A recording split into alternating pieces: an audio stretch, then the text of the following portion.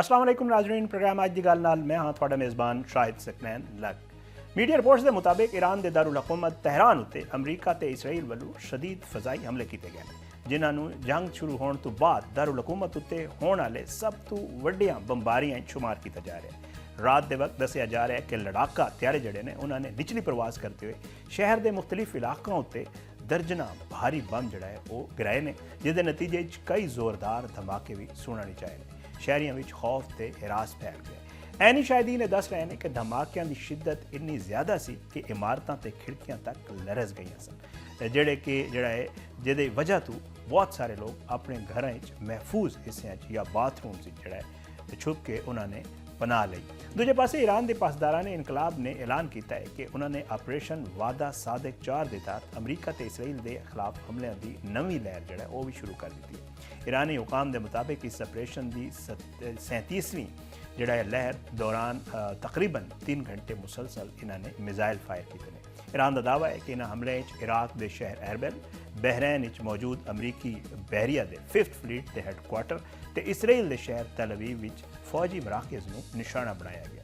इसके अलावा जनूबी तल अवीव मौजूद सैटेलाइट मवासलाती मरकज़ को दोबारा निशाना बना के हैफा की बंदरगाह उत्ते भी मिसाइल दावण का दावा जो है वो पासदारान इनकलाब की तरफ किया गया। ईरानी पासदारान इनकलाब ने इन्होंने दसिया है कि जी इन हमलों में खैबर शिकन, कदर ते खुरमशायर नामी जड़े बैलिस्टिक मिसाइल ने उन्होंने इस्तेमाल किया गया, जिन्होंने कदर मिसाइल के वारहैड का वजन जो तकरीबन 1 टन के करीब दसिया जा रहा है। दूजे पासे इसराइल के अहम तरीन बिन गोरन एयरपोर्ट उत्ते भी ईरानी मिसाइल टाण जड़ा है वो उन्होंने इतलात भी सामने आ रहे हैं। रिपोर्ट से दस रहे हैं कि कई मिसाइल इसराइली दिफाई निज़ाम को चकमा देंदे हुए एयरपोर्ट के इलाकों में जाके लगे, जिस नाल तनसीबात को शदीद नुकसान पहुँचा।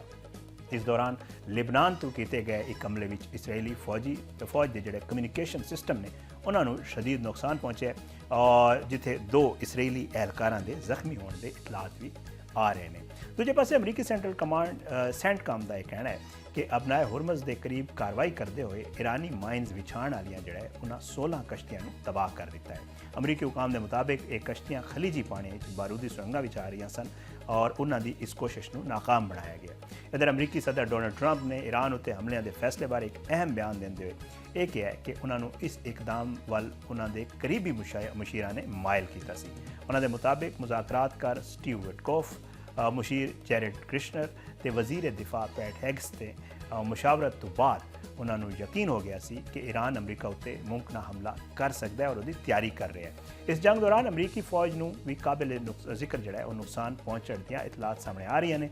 रिपोर्ट से दस रही ने कि तकरीबन 140 तो वध जड़ा है अमरीकी फौजी जख्मी हुए हैं, जबकि 6 अमरीकी फौजी जड़ा है वो हलाक भी हो चुके हैं। पेंटागन के मुताबिक ज़्यादातर जख्मी एहलकार इलाज तो बाद दोबारा अपनी ड्यूटी ज्वाइन कर ली है।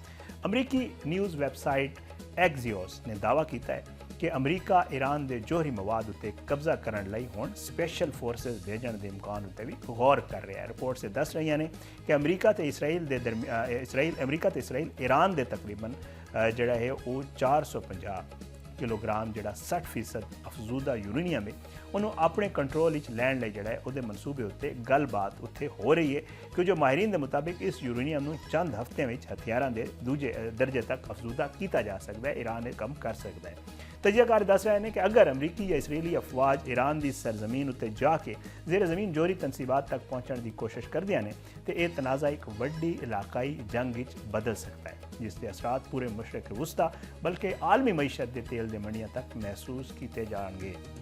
हुण सवाल यह है कि क्या एक कशीदगी एक वड्डी आलमी जंग की सूरत अख्तियार कर सकती है, क्या सफारती रस्ता हुण भी मौजूद है, तो क्या अमरीका जड़ा है वो जोड़े ग्राउंड ट्रूप्स ने बूट्स ऑन ग्राउंड ने वो जड़ा इस्तेमाल कर सकता है या ये ऑप्शन इस्तेमाल कर सकता है। आने वाले दिन की सूरत हाल बन सकती है। इस सारे मामले पर गल करने मेरे नाल मौजूद ने ब्रिगेडियर रिटायर्ड गजनफर अली साहब। उन्होंने तो पुछते हैं कि ये मामला की है। बहुत बहुत शुक्रिया गजनफर अली साहब, तुसी प्रोग्राम में शिरकत की थी। सब तो पहला तो यह दसो कि अमरीका खबर आ रही ने और रिपोर्टां आ रही ने कि शायद अमरीका सोच रहा है कि वो ईरान अपनी ज़मीनी फौज जड़ा है वो दाखिल कर दे। तो क्या लगता है ये हिकमत अमली अख्तियार कर सकता है अमरीका? नहीं, मेरा ख्याल वो प्रपोजल ही ड्रॉप होगी बिकॉज हुण ते जो सिग्नल्स आ रहे ने ट्रंप तो और ईरानी अमेरिकन स्टैबलिशमेंट तो वो एक्सेप्ट कर बैठे ने कि ਦੇ ਹੈਵ ਬੀਨ ਡਿਫੀਟਡ। ਔਰ ਉਹਦੇ ਵਿੱਚ ਹਲੇ ਟਰੰਪ ਦਾ ਰੀਸੈਂਟ ਇੱਕ ਬਿਆਨ ਆਇਆ ਜਿਸਨੇ ਪੂਰੀ ਜਿਹੜੀ ਜੰਗ ਹੈ ਉਹਦੀ ਜ਼ਿੰਮੇਵਾਰੀ 3 ਹੋਰ ਅਮਰੀਕਨ ਇਸਟੈਬਲਿਸ਼ਮੈਂਟ ਦੇ ਜਿਹੜੇ ਲੋਕ ਨੇ ਉਹਨਾਂ ਤੋਂ ਪਾਈ ਹੈ, ਜਿਨ੍ਹਾਂ ਵਿੱਚ ਇੱਕ ਉਹਦਾ ਸਨ ਲਾ ਜੈਰਡ ਕੁਸ਼ਨਰ, ਇੱਕ ਉਹਨਾਂ ਦਾ ਵਾਰ ਸੈਕਟਰੀ ਹੈ, और एक मिनिस्टर ऑफ वार है जैरेड कुशनर और दूजा थे जी और एक दो तीसरा चढ़ा है स्टीव वेटकॉफ है। जिसके बाद उन्होंने कहा कि तिन्ना ने मैंने दसिया सी कि जी ਅਸੀਂ ਜਦੋਂ ਜੰਗ ਕਰਾਂਗੇ ਤਾਂ ਈਰਾਨ ਜਿਹੜਾ ਉਹ ਖਤਮ ਹੋ ਜਾਏਗਾ ਜੀ ਜੀ, ਔਰ ਅਗਰ ਨਾ ਕੀਤਾ ਤਾਂ ਈਰਾਨ ਸਾਡੇ ਉੱਤੇ ਹਮਲਾ ਕਰ ਦਿੱਤਾ। ਤਾਂ ਮੈਂ ਆਈ ਵਾਸ ਸਵੇਡ ਵਿਦ ਦੈਟ। ਉਹਦੇ ਬਾਅਦ ਇੱਕ ਅਮਰੀਕਨ ਪੁਰਾਣੇ ਚੀਫ ਜਨ ਸਟਾਫ ਨੇ ਮਾਈਕ ਮਿਲੀ, ਜਿਹੜੇ 2019 ਤੋਂ 2023 ਤੱਕ ਰਹੇ ਨੇ, ਉਹਨਾਂ ਦਾ ਇੱਕ ਬਿਆਨ ਆਇਆ ਹੈ, ਬੜਾ ਇੰਪੋਰਟੈਂਟ ਬਿਆਨ ਹੈ। ਉਹਨਾਂ ਨੇ ਕਿਹਾ ਕਿ ਜੀ ਅਸੀਂ ਸਾਰੇ ਜਿਹੜੇ ਆਪਣੇ ਬੇਸਿਸ ਹਨ ਜਾਂ ਜਿਹੜੀ ਪੋਰਟਸ ਨੂੰ ਲੂਜ਼ ਕਰ ਬੈਠੇ ਹਾਂ, ਲੂਜ਼ ਕਰਤੀਆਂ ਨੇ। ਨਾਓ ਅਸੀਂ ਜਿਹੜਾ ਆਪਣੀ ਰਿਪਲੈਨਿਸ਼ਮੈਂਟ ਕਰ ਰਹੇ ਹਾਂ, ਜਿਹੜੀ ਲੌਜਿਸਟਿਕਸ ਕਰ ਰਹੇ ਹਾਂ, we are doing it through India. ਤੋ ਇਹਦੇ ਇੰਡੀਅਨ ਪੋਰਟ ਦੇ ਉੱਤੇ ਤਾਂ ਅੰਦਾਜ਼ਾ ਲਗਾਓ ਤੁਸੀਂ ਕਿ ਇਹ ਜਿਹੜੀ ਇਹ ਪ੍ਰੈਜ਼ੈਂਟ ਕੰਡੀਸ਼ਨ ਹੈ, ਇਹਦੇ ਵਿੱਚ ਤੁਸੀਂ ਕਿਸ ਤਰ੍ਹਾਂ ਸੋਚ ਸਕਦੇ ਹੋ ਕਿ ਜੀ ਉਹਦੇ ਵੱਲ ਪੁੱਟ ਆਪਣਾ ਬੂਟ ਐਂਡ ਗਰਾਊਂਡ। ਤੇ ਹੁਣ ਤੇ ਜਿਹੜੀ ਚੀਜ਼ ਹੈ ਉਹ ਕੱਲ ਜਿਹੜਾ ਈਰਾਨ ਨੇ ICBM ਜਿਹੜੇ ਇਸਤੇਮਾਲ ਕੀਤੇ ਨੇ, ਉਹਦੇ ਵਿੱਚ ਤੁਸੀਂ ਦੇਖਿਆ ਜਿਹੜੀ ਤਬਾਹੀ ਹੋਈ ਹੈ ਤਲ ਅਵੀਵ ਦੇ ਉੱਤੇ ਔਰ ਬਾਕੀ ਸ਼ਹਿਰਾਂ ਦੇ ਉੱਤੇ। ਤੇ ਉਹ ਜਿਹੜੀ ਚੀਜ਼ ਹੈ ਉਹਦੇ ਉਸ ਬੈਕਗਰਾਊਂਡ ਵਿੱਚ ਤੇ ਕੋਈ ਨਹੀਂ ਲੱਗੀ ਇਸ ਕਿਸਮ ਦੀ ਕੋਈ ਪ੍ਰਪੋਜ਼ਲ ਜਿਹੜੀ ਉਹ ਪਹਿਲੇ ਆਈ ਸੀ, ਜਿਹਦਾ ਫੌਰਨ ਹੀ ਨਿਗੇਸ਼ਨ ਆ ਗਈ। ਉੱਤੇ ਕਹਿ ਦਿੱਤਾ ਗਿਆ ਸੀ ਕਿ ਜਿਸ ਕਿਸਮ ਦੀ ਕੋਈ ਤਜਵੀਜ਼ ਜਿਹੜੀ ਹੈ ਉਹ ਅਸੀਂ ਨਹੀਂ। ਹਾਂ, ਉਹ ਇੱਕ ਚੀਜ਼ ਸੋਚ ਰਹੇ ਸਨ ਕਿ ਇਸਤੇਮਾਲ ਕਰੀਏ ਕੁਰਦ ਜਿਹੜੇ ਨੇ, ਕੁਰਦਾਂ ਦੀ ਤਰਫੋਂ ਵੀ ਸਟੇਟਮੈਂਟ ਆ ਗਈ ਸੀ। ਫਿਰ ਉਹ ਕੁਰਦ ਨੂੰ ਇਸਤੇਮਾਲ ਕਰਨਾ ਕੁਰਦਾਂ ਦੇ ਵਾਸਤੇ ਇੱਕ ਮੈਂ ਕਹਿੰਦਾ ਸੁਸਾਈਡ ਹੀ ਹੁੰਦਾ, ਬਿਕੋਜ਼ ਕੁਰਦ ਜਿਹੜੇ ਨੇ ਉਹ ਇਰਾਕ ਮਲੇਸ਼ੀਆ ਜਿਹੜੀ ਹੈ ਉਹ ਐਕਟਿਵ ਹੋ ਗਈ ਹੈ। ਦੇ ਆਰ ਉਹ ਜਿਹੜੇ ਇਰਾਨੀਅਨ ਜਿਹੜੇ ਅਮਰੀਕਨ ਐਸੈਟਸ ਨੇ ਉਹਨਾਂ ਤੇ ਵੀ ਹਮਲਾ ਕਰ ਰਹੀ ਹੈ। ਤੇ ਮੇਰਾ ਖਿਆਲ ਉਹ this is now a long on thing. ਇਹਦੇ ਵਿੱਚ ਕੋਈ ਫਿਲਹਾਲ ਕੋਈ ਹਕੀਕਤ ਨਹੀਂ ਹੈ ਕਿ ਉਹ ਜੀ ਉਹ ਕੋਈ ਅਮਰੀਕਨਸ ਕੰਸੀਡਰ ਕਰ ਰਹੇ ਨੇ ਕਿ they will put boots on ground.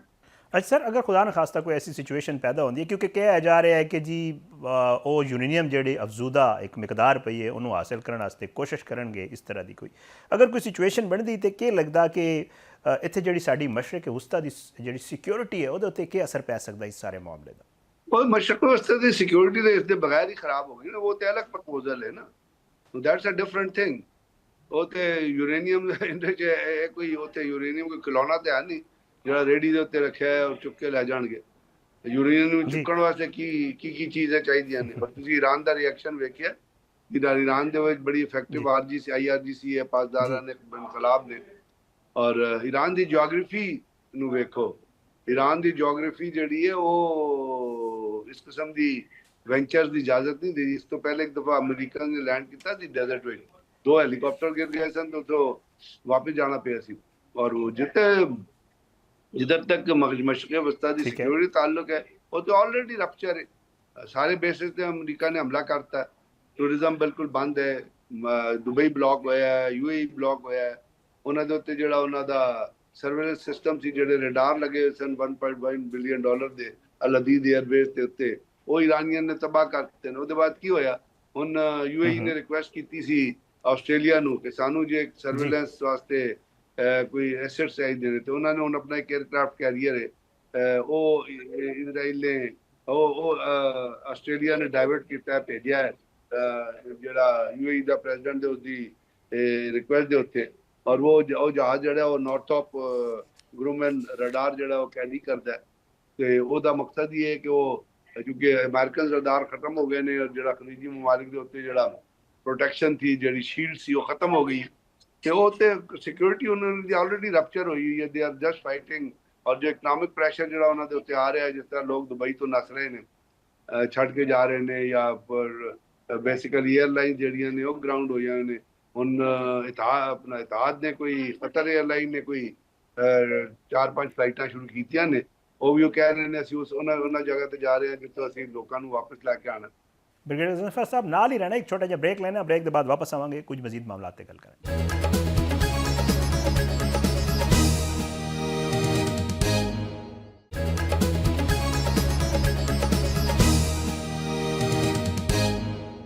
Welcome back Nazreen, ਸਾਡੇ ਨਾਲ ਮੌਜੂਦ ਨੇ ਬ੍ਰਿਗੇਡੀਅਰ ਰਿਟਾਇਰਡ ਗਜ਼ਨਫਰ ਅਲੀ ਸਾਹਿਬ, ਉਹਨਾਂ ਨਾਲ ਗੱਲ ਕਰ ਰਹੇ ਹਾਂ। ਸਰ ਇਹ ਦੱਸੋ ਕਿ ਇਸ ਸਾਰੀ ਸੂਰਤ-ਏ-ਹਾਲ ਵਿੱਚ ਤੁਸੀਂ, ਕਿਉਂਕਿ ਆਪ ਨਜ਼ਰ ਰੱਖੀ ਹੋਈ ਹੈ ਔਰ ਤੁਸੀਂ ਇਹਨਾਂ ਚੀਜ਼ਾਂ ਨੂੰ ਖੁਦ ਡੀਲ ਵੀ ਕਰਦੇ ਰਹੋ, ਅਗਰ ਮੈਂ ਦਿਫਾਈ ਸੂਰਤ-ਏ-ਹਾਲ ਦੀ ਗੱਲ ਕਰਾਂ ਤੇ ਤੁਸੀਂ ਅਮਰੀਕਾ ਜਿਹੜਾ ਚੀਨ ਤੇ ਰੂਸ ਦਾ ਕਿਰਦਾਰ ਹੈ ਇਸ ਸਾਰੇ ਮਾਮਲੇ 'ਚ ਹੁਣ ਤੱਕ ਜਿਤਨਾ ਰਿਹਾ ਹੈ ਔਰ ਜਿਹੜਾ ਕੋਈ ਬੈਕ ਡੋਰ ਚੱਲ ਰਿਹਾ ਹੈ ਜੇ ਕੁਝ, ਉਹਨੂੰ ਤੁਸੀਂ ਕਿਸ ਤਰ੍ਹਾਂ ਵੇਖ ਰਹੇ ਸਰ?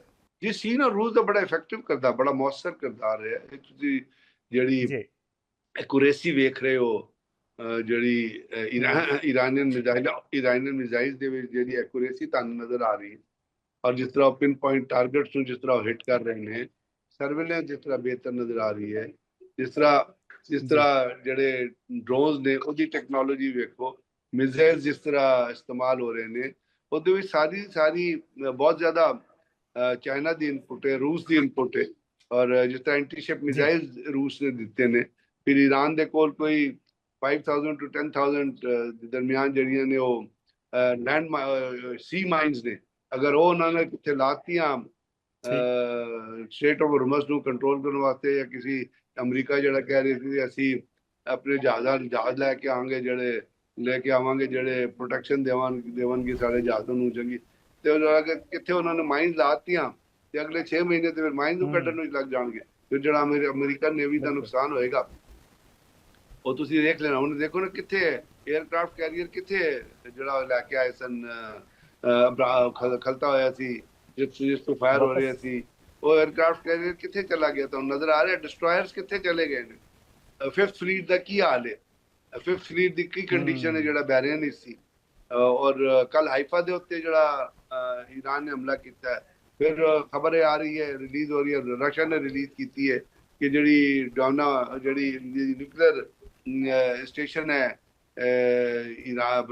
ਇਜ਼ਰਾਈਲ ਦਾ, ਉਹਦੇ ਉੱਤੇ ਵੀ ਇਜ਼ਰਾਈਲ ਨੇ ਅਟੈਕ ਕੀਤਾ, ਉੱਥੇ ਕਾਫੀ ਸਾਰੇ ਲੋਕ ਜਿਹੜੇ ਨੇ ਉਹ ਮਾਰੇ ਗਏ ਨੇ, ਬਹੁਤ ਸਾਰੇ ਲੋਕ ਜਾਨੋਂ ਵਾਸਿਲ ਹੋਏ ਨੇ, ਤੇ ਉਹ ਜਿਹੜੇ ਜਰਨੈਲ ਸਨ, ਸਾਇੰਸਦਾਨ ਸਨ, ਤੇ ਉਹ ਚੀਜ਼ਾਂ ਜਿਹੜੀਆਂ ਨੇ ਉਹ ਬਹੁਤ ਉਹਦੇ ਪਿੱਛੇ ਇਨਡਾਇਰੈਕਟ ਹੈਲਪ ਜਿਹੜੀ ਹੈ ਟੈਕਨੋਲੋਜੀ ਵਿੱਚ, ਮਿਊਨੀਸ਼ਨ ਵਿੱਚ, ਮਿਜ਼ਾਈਲ ਟੈਕਨੋਲੋਜੀ ਵਿੱਚ, ਐਸੈਟਸ ਵਿੱਚ, ਡਿਫੈਂਸ ਕੈਪੇਬਿਲਿਟੀ ਵਿੱਚ, ਇੰਟੈਲੀਜੈਂਸ ਪ੍ਰੋਵੀਜ਼ਨ ਵਿੱਚ, ਸੈਟੇਲਾਈਟ ਕਵਰੇਜ ਵਿੱਚ। ਤੁਸੀਂ ਦੇਖੋ ਨਾ, ਪਹਿਲੇ ਈਰਾਨ ਜਿਹੜਾ ਉਹ GPS ਯੂਜ਼ ਕਰ ਰਿਹਾ ਸੀ, ਜਿਹੜਾ ਅਮਰੀਕਨ ਸਿਸਟਮ, ਉਹਨੂੰ GPS ਖਤਮ ਕਰਕੇ ਉਹ ਬਾਈਦੂ ਤੋਂ ਆ ਗਏ ਨੇ, ਜਿਹੜਾ ਉਹ ਚਾਈਨੀਜ਼ ਸਿਸਟਮ ਹੈ ਉਹ ਇਸਤੇਮਾਲ ਕਰ ਰਹੇ ਨੇ। ਉਹ ਚਾਈਨੀਜ਼ ਬੜਾ ਇਫੈਕਟਿਵ ਸਿਸਟਮ ਹੈ, it covers the hole of the area, ਉਹਦੇ ਫਰਦਰ ਸਬ ਸੈਟੇਲਾਈਟਸ ਹੁੰਦੇ ਨੇ ਉਸ ਸਿਸਟਮ ਦੇ। ਸੋ ਇਹ ਤਮਾਮ ਚੀਜ਼ਾਂ ਨੇ ਜਿਹੜੀਆਂ ਹੁਣ ਟਾਕ ਆਫ ਦੀ ਟਾਊਨ ਬਣ ਗਈਆਂ ਨੇ। ਹਰ ਇੱਕ ਨੂੰ ਪਤਾ ਹੈ ਕਿ ਚਾਈਨਾ ਨੇ ਔਰ ਰੂਸ ਨੇ ਈਰਾਨ ਦੀ ਵਾਰ ਨੂੰ ਬੜਾ ਗੌਰ ਨਾਲ ਵੇਖਿਆ, ਔਰ ਈਰਾਨ ਦੀ ਬਹੁਤ ਜ਼ਿਆਦਾ ਹੈਲਪ ਵੀ ਕੀਤੀ ਹੈ ਇਸ ਰੈਜ਼ਿਸਟੈਂਸ ਨੂੰ ਸਟਰੋਂਗ ਕਰਨ ਦੀ। ਅੱਜ ਸਰ ਕੀ ਨਜ਼ਰ ਆ ਰਿਹਾ ਹੈ, ਮਤਲਬ ਇਹ ਜੰਗ ਜਿਹੜਾ ਇੱਕ ਸਿਲਸਿਲਾ ਚੱਲ ਰਿਹਾ ਹੈ, ਇਹ ਕੋਈ ਲੰਬੇ ਅਰਸੇ ਤੱਕ ਜਾਂ ਖੁਦਾ न खास्ता किसी, क्योंकि कहा जा रहा है कि तीसरी आलमी जंग शुरू हो सकती, कोई ऐसी सूरत हाल बन सकती थोड़ी नज़र? लंबे अरसे तक नज़र तो आ रहा सी, क्योंकि ईरान ने कह रहा सी कि असी we are not ready to negotiate, क्योंकि उन्होंने कहा सी कि पहले जो ईरान ने हमला किया सी, वो पहले जो अमरीका ने हमला किया सी, वो साढ़े ते नहीं किया सी, बुनियादी तौर पर उन्होंने नेगोशिएशन टेबल के उत्ते हमला किया। ਹੁਣ 2 ਦਫਾ ਸਾਨੂੰ ਧੋਖਾ ਦੇ ਮੁਜ਼ਾਕਰਾਤ ਜਾਰੀ ਸਨ, ਤੇ we are not to take a dose third time, ਤੇ ਅਸੀਂ ਵੀ do not want to negotiate. ਹੁਣ ਕੁਝ ਤਾਕਤਾਂ ਵਿੱਚ ਪੈਣ ਗਿਆ, ਜਿਸ ਤਰ੍ਹਾਂ ਰੂਸ ਦਾ ਵੀ ਬਿਆਨ ਆ ਰਿਹਾ ਹੈ, ਚਾਈਨਾ ਦਾ ਬਿਆਨ ਆ ਰਿਹਾ ਹੈ, ਤੇ ਫਿਰ ਉਹ ਸਾਫ਼ ਜ਼ਾਹਿਰ ਹੈ ਅਗਰ ਰੂਸ ਚਾਈਨਾ ਨੇ ਅਮਰੀਕਾ ਈਰਾਨ ਦੀ ਹੈਲਪ ਕੀਤੀ ਹੈ ਤੇ ਦੇ ਵਿਲ ਆਲਸੋ ਲਾਈਕ ਕਿ ਜੀ ਇਹ ਵਾਰ ਜਿਹੜੀ ਹੈ ਉਹ ਖਤਮ ਹੋ ਜਾਏ। ਇਸ ਵਿੱਚ ਇੱਕ ਹੋਰ ਚੀਜ਼ ਜਿਹੜੀ ਦੇਖਣ ਵਾਲੀ ਹੋਏ ਕਿ ਚਾਈਨਾ ਨੇ ਆਪਣਾ ਬਹੁਤ ਸਾਰਾ ਇਕਵਿਪਮੈਂਟ ਟੈਸਟ ਵੀ ਕੀਤਾ ਹੈ। ਸਰ ਅਫਗਾਨਿਸਤਾਨ ਦੀ ਥੋੜੀ ਜਿਹੀ ਗੱਲ ਕਰ ਲੈਂਦੇ ਹਾਂ। ਇੱਕ ਖਬਰ ਆਈ ਹੈ, ਵੈਸੇ ਕਨਫਰਮ ਸੋਰਸਿਸ ਨਾਲ ਨਹੀਂ, ਸਾਡੇ ਜਿਹੜੇ ਸਾਥੀ ਦੋਸਤ ਨੇ ਉਹ ਕਰ ਰਹੇ ਨੇ, ਔਰ ਕੁਝ ਅਫਗਾਨ ਮੀਡੀਆ ਤੋਂ ਆਈ ਹੈ, ਔਰ ਉਹ ਕਿ ਇੱਕ ਵਫਦ ਗਿਆ ਹੈ, ਉਲਮਾ ਦਾ ਇੱਕ ਵਫਦ ਹੈ ਜਿਹੜਾ ਅਫਗਾਨ ਤਾਲਿਬਾਨ ਰਜੀਮ ਨਾਲ ਗੱਲਬਾਤ ਕਰਨ ਵਾਸਤੇ। ਇਸ ਹਵਾਲੇ ਨਾਲ ਸਰ ਕੀ ਕਹੋਗੇ, ਕੋਈ ਇਹਦਾ ਕੋਈ ਫਾਇਦਾ, ਕੋਈ ਨਤੀਜਾ ਨਿਕਲਣ ਵਾਲਾ ਇਸ ਵਫਦ ਦੇ ਜਾਣ ਵਾਲਾ? ਕਿਉਂਕਿ ਮਾਜ਼ੀ ਵਿੱਚ ਤੇ ਕੋਈ ਫਾਇਦਾ ਨਹੀਂ ਨਿਕਲਿਆ। ਸਿਰਾਜੁਲ ਹਕ ਸਾਹਿਬ ਵੀ ਗਏ ਸਨ, ਔਰ ਉਸ ਤੋਂ ਪਹਿਲੇ ਬਾਇਲੈਟਰਲ ਟਾਕਸ ਵੀ ਹੋਈਆਂ ਨੇ, यानी पाकिस्तान अफगान के दरमियान, फिर ट्राईलैटरल टॉक्स भी हुए ने पाकिस्तान अफगान चाइना, फिर पिछले दिनों चाइना के जो सफीर हैं वो भी गए, एक रिप्रेजेंटेटिव ने वो भी मिले सन अफगान। उसके बाद फिर अफगानिया ने मलेशिया के प्राइम मिनिस्टर ਨੂੰ ਰਿੰਗ ਕੀਤਾ ਸੀ, ਅਨਵਰ ਇਬਰਾਹਿਮ ਦੀ ਵੀ ਗੱਲ ਹੋਈ ਸੀ, ਪਾਕਿਸਤਾਨ ਦੇ ਨਾਲ ਵੀ ਗੱਲ ਹੋਈ ਸੀ ਕਿ ਜੀ ਤੁਸੀਂ ਸੀਜ਼ਫਾਇਰ ਗਰੁੱਪ ਪਾਕਿਸਤਾਨ ਨੇ ਉਹ ਸਾਰੇ ਸਬੂਤ ਜਿਹੜੇ ਪਾਕਿਸਤਾਨ ਕੋਲ ਮੌਜੂਦ ਸਨ ਉਹ ਥਰੂ ਫੋਰਨ ਮਿਨਿਸਟਰੀ ਪਾਕਿਸਤਾਨ ਨੇ ਉਹ ਵੀ ਭੇਜਤੇ ਸਨ ਕਿ ਤੁਸੀਂ ਜੀ ਇਹਨਾਂ ਨੂੰ ਸਟੱਡੀ ਕਰ ਲਓ ਤਾਂ ਵੇਖ ਲਓ ਕਿ ਅਸੀਂ ਗਲਤ ਹਾਂ ਜਾਂ ਅਫਗਾਨਿਸਤਾਨ ਗਲਤ। ਉਹਦੇ ਉੱਤੇ ਮਲੇਸ਼ੀਆ ਨੇ ਕਿਹਾ ਅਫਗਾਨਿਸਤਾਨ ਨੂੰ ਵੀ ਪਾਕਿਸਤਾਨ ਜੋ ਕਹਿ ਰਿਹਾ ਠੀਕ ਕਹਿ ਰਿਹਾ, ਤੁਸੀਂ ਉਹਨਾਂ ਦੀ ਗੱਲ ਮੰਨੋ। ਤੇ ਗੱਲ ਹੈ ਕਿ ਉੱਥੇ ਜਿਹੜਾ ਇੱਕ ਕਲੀਗ ਬੈਠਾ ਹੈ ਨਾ, ਜਿਹੜਾ ਟੌਪ ਦੇ ਉੱਤੇ ਜਿਹਨਾਂ ਦੀ ਲੀਡਰਸ਼ਿਪ ਤੁਸੀਂ ਤੁਹਾਨੂੰ ਕਹਿੰਦੇ ਹੋ, ਜਿਹੜੀ ਉਹਨਾਂ ਦੀ ਕੈਬਨਿਟ, ਉਹ ਸਾਰੇ ਸਮਗਲਰਸ ਨੇ। ਉਹ ਦੇ ਆ ਜਾਂ ਉਹ ਹੀਰੋਇਨ ਸਮਗਲ ਕਰਦੇ ਨੇ, ਆਈਸ ਸਮਗਲ ਕਰਦੇ ਨੇ, ਜਾਂ ਜਿਹੜੇ ਸਮਗਲਰ ਨੇ ਉਹਨਾਂ ਕੋਲੋਂ ਬੱਤਾ ਲੈਂਦੇ ਨੇ। ਨਾਲ ਉਹਨਾਂ ਦਾ ਨਾ ਉਹਨਾਂ ਦੀ ਦੀਨ ਦੁਨੀਆ ਵਿੱਚ ਕੋਈ ਤਾਲੀਮ ਹੈ, ਨਾ ਉਹਨਾਂ ਦੀ ਦੀਨ ਦੀ ਕੋਈ ਤਾਲੀਮ ਹੈ। They are verse then ਬਲੈਡੀ ਵਲਚਰਸ। ਉਹ ਮੁਖਾਲਿਫ ਜਿਹੜੇ ਨਾ ਉਹ ਮੁਨਾਫਿਕੀਨ ਜਿਹੜੇ ਨੇ ਉਹਨਾਂ ਤੋਂ ਵੀ ਗੰਦੇ ਇਨਸਾਨ ਨੇ। ਸਰ ਇਹ ਦੱਸੋ ਕਿ ਬਸ ਆਖਿਰ ਕੀ ਮਾਰਕੋ ਰੂਬੀਓ ਦਾ ਸਟੇਟਮੈਂਟ ਆਇਆ ਕੱਲ, ਅਸੀਂ ਵੇਖਿਆ ਔਰ ਤੁਸੀਂ ਵੇਖਿਆ ਹੋਏਗਾ ਕਿ ਜੀ ਅਫਗਾਨਿਸਤਾਨ ਸੰਭਲ ਜਾਵੇ, ਔਰ ਉਹਨਾਂ ਨੇ ਇੱਕ ਸਟੇਟ ਦਾ ਇਹਨੂੰ ਉਹ ਵੀ ਦੇ ਦਿੱਤਾ ਕਿ ਜੀ ਸੰਭਲ ਜਾਵੇ, ਨਹੀਂ ਤਾਂ ਇਹਨਾਂ ਦਾ ਹਾਲ ਵੀ ਇਰਾਕ ਔਰ ਈਰਾਨ ਵਾਲਾ ਹੋਏਗਾ। ਤੇ ਕੀ ਨਜ਼ਰ ਆ ਰਿਹਾ, ਅਮਰੀਕਾ ਕੋਈ ਇਸ ਤਰ੍ਹਾਂ ਦਾ ਸਟੈਪ ਲੈ ਲਏਗਾ ਆਉਣ ਵਾਲੇ ਦਿਨਾਂ ਦੇ ਵਿੱਚ ਇਹਨਾਂ ਦਹਿਸ਼ਤਗਰਦਾਂ ਦੇ ਖਿਲਾਫ? ਅਮਰੀਕਾ ਇਸ ਤਰ੍ਹਾਂ ਡਬਲ ਗੇਮ ਖੇਲਦਾ ਰਿਹਾ। ਅਮਰੀਕਾ ਦੀ ਆਦਤ ਹੈ, ਜੈਸੇ ਈਰਾਨ ਦੇ ਨਾਲ ਉਹਨੇ ਨੈਗੋਸ਼ੀਏਸ਼ਨ ਟੇਬਲ ਤੇ ਲਾ ਕੇ ਤੇ ਹਮਲਾ ਕਰਤਾ, ਤੇ they it is their habit, they are deceiver. ਔਰ ਟਰੰਪ ਜਿਹੜਾ ਤੁਹਾਨੂੰ ਪਤਾ ਹੈ ਕਰੈਕਟਰਲੈਸ ਆਦਮੀ ਹੈ, ਉਸ ਤੋਂ ਵੱਡਾ ਕਰੈਕਟਰਲੈਸ ਤੇ ਪੈਦਾ ਨਹੀਂ ਹੋਇਆ। ਤੁਸੀਂ ਐਪਸਟੀਨ ਫਾਈਲ ਵਿੱਚ ਉਹਦੀ ਤਸਵੀਰਾਂ ਦੇਖੀਆਂ ਹੋਣੀਆਂ, ਜਿਹੜੀ ਉਹਨੇ ਛੋਟੀ ਬੱਚਿਆਂ ਦੇ ਨਾਲ ਉਹਨੇ ਤਸਵੀਰਾਂ खिंचाई हैं। तो इससे गलाजत कोई, इससे ज़्यादा कोई गलाजत दुनिया में हो सकती है जो ट्रंप कर रहा है। सो मार्को रूबियो ने ठीक किया है, उन्हें कहा कि जी अफगानिस्तान जड़ा बैनुल अक़वामी अगवाकार स्टेट है, दे आर इंटरनेशनल जड़े ना हरासमेंट स्टेट है, वो अगवाकार ने लोगों को अगवा करके रख देने। तो अमरीका को चाहिए ना, अमरीका के 2 शहरी उन्होंने रखे ने और बाकी लोगों को करते हैं। अमरीका को चाहिए जो $40 मिलियन हर हफ्ते देंगे ना देन। लाड़ दुआ कतर ने किया कि दुआ जो अफगान तालिबान का ऑफिस अभी बंद कर रहे हैं, कतर की उन्होंने सुनी नहीं। कि America should act on that and इन्हों के खिलाफ एक इंटरनेशनल एंटी टैररिज्म फोर्स बननी चाहिए जिन्हें चारों तरफों अफगानिस्तान का बॉर्डर है ना उन्होंने बंद कर देना चाहिए टोटली, ताकि ना बाहर निकल सके ना कोई अंदर जा सके।